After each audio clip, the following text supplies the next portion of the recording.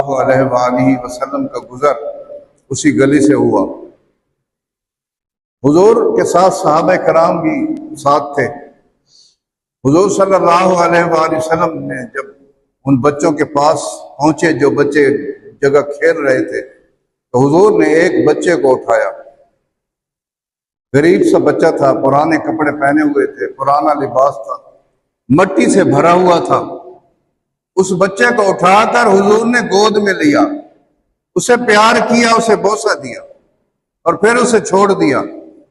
اور پھر جب صحابہ کرام اور حضور جانے لگے تو حضور صلی اللہ علیہ وآلہ وسلم سے صحابہ نے پوچھا کہ یا رسول اللہ، کیا سب بچوں میں سے یہی آپ کو پیارا لگا؟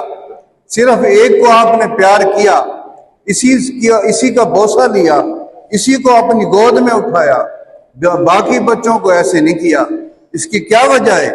تو سرکار نے فرمایا یہ بچہ مجھے بہت پیارا لگتا ہے، کیوں کہ میں نے خود اپنی آنکھوں سے دیکھا ہے جب میرا حسین چلتا ہے، میرے حسین کے قدموں والی مٹی یہ بچہ اٹھا کر اپنی آنکھوں پر لگاتا ہے، اپنے سر میں ڈالتا ہے۔